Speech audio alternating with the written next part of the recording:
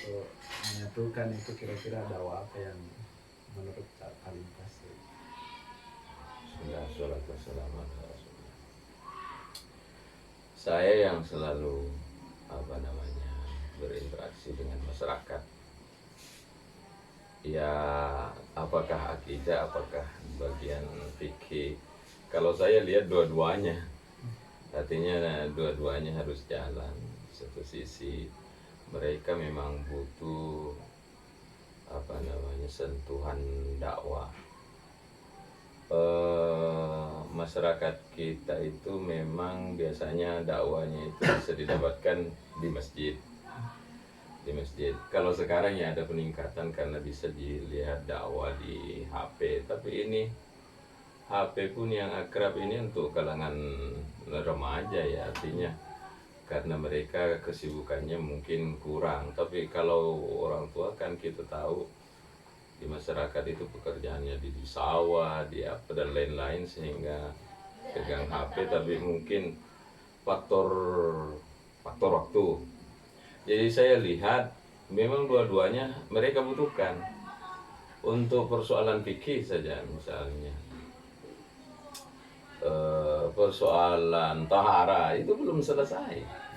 Ya. Coba saja kita lihat datang ke masjid-masjid, kemudian mendekat ke tempat wudhu, bagaimana cara mereka berwudhu. Masih banyak juga yang salah cara berwudhu sekalipun.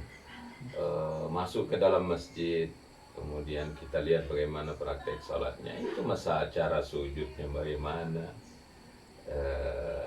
Masih ada yang sujud kayak anjing, sikunya masih rapat ke lantai. Itu masih kita dapatkan di masjid manapun, kayaknya itu selalu ada. Sholat tanpa tumanina, itu masih kita dapatkan. Jadi dua-duanya itu penting, artinya memang harus kita pikirkan ke depan. Saya melihatnya seperti itu. Yes. Kemudian strategi dakwah kira-kira yang terbaik untuk masyarakat. Untuk masyarakat, strateginya ini kan istilahnya media yang mereka gunakan yang akrab itu adalah masjid. Di masjid itu ada pengajian rutinnya. Jadi beda-beda kabupaten, tapi sudah ya saya melihatnya ada kemajuan, semakin kesini semakin maju, karena masjid-masjid utamanya di Sidrap ini tetangga tidak ada masjid yang tidak ada pengajiannya.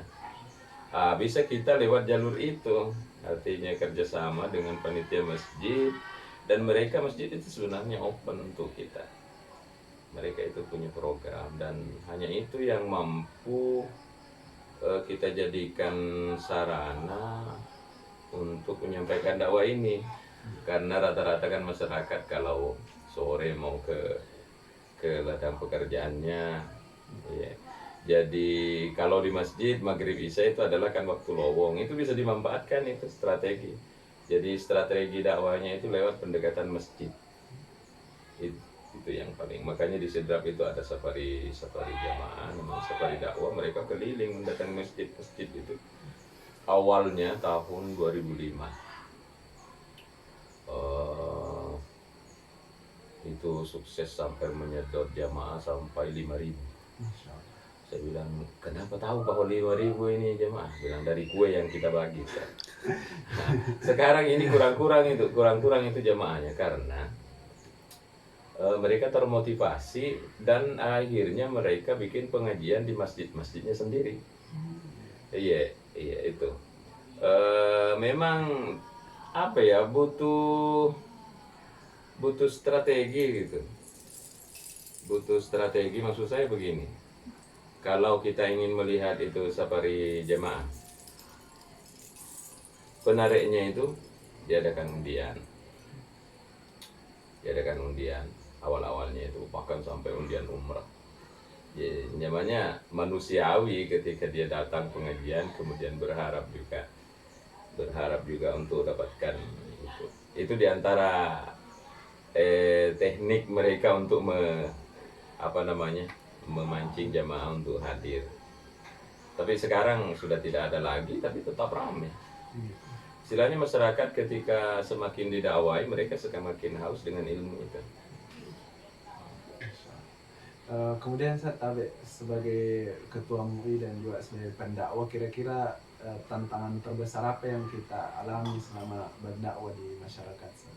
Em, Tantangan ya berada pada keinginan keinginan orang-orang terdidik ini untuk memikirkan memediai masyarakat.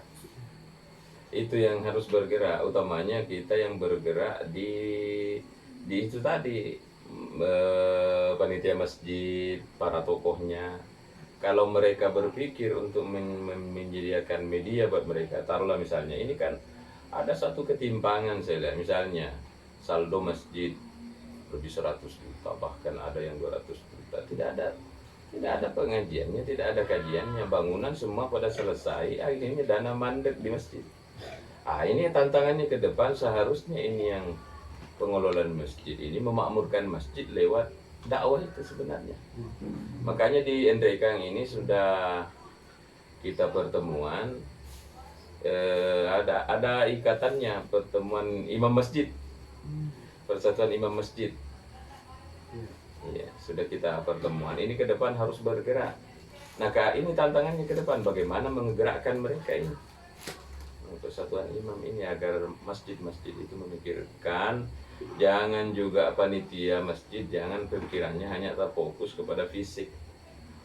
Seharusnya masjid itu disediakan media untuk bagaimana mendidik masyarakat jamaah. Terakhir Ustaz, mungkin nasihat kepada ini para dai yang muda-muda yang masih sarjana terus baru mulai berdakwah, kira-kira nasihatnya. Iya. Wa man ahsanu qawlan mimman da'a ilallah. Ini Allah menantang kepada siapa yang paling bagus ucapannya daripada melebihi orang yang berdakwah, kan begitu kata Al-Qur'an. Jadi ini dakwah adalah tugas kita semua, wal takum minkum ma yad'una ilal khair. Jadi kita semua harus berpikir bagaimana kita berdakwah. Baik kita yang langsung berdakwah atau itu tadi tantangannya, kita memikirkan bagaimana memfasilitasi ini dakwah. Itu ke depan. Jadi seharusnya memang kita yang muda dakwah sendiri, atau kita malah menjadi motor penggerak bagaimana dakwah bisa jalan, kan seperti itu. Ya tidak mesti kita, mungkin kita panggil orang. Ya, yang jelas kita harus punya andil dalam dakwah. Kita punya teman-teman yang keliling, yang dipanggil orang jamaah tabligh, walaupun namanya itu kan bukan dari mereka. Kalau mau dilihat ada kekurangannya, mungkin ada kekurangannya, tapi perannya luar biasa. Artis-artis yang banyak yang sadar, orang-orang nakal banyak berubah menjadi baik. Itu karena mereka bergerak terus. Jadi kita ke depan ini menyatukan langkah generasi-generasi muda ini. Mari kita bergerak dalam dakwah. Walaupun bukan kita, ya syukur kalau kita sendiri yang bergerak. Kalau kita tidak cukup, merasa tidak cukup pengetahuan misalnya, ya kita memfasilitasi, memediasi dakwah itu sendiri ke depan. Terima kasih banyak. Iya. Itulah tadi wawancara eksklusif bersama Ketua MUI Kabupaten Endrekang, Kiai Haji Amir Mustafa, LC MPD. Sekian, semoga bermanfaat. Assalamualaikum warahmatullahi wabarakatuh.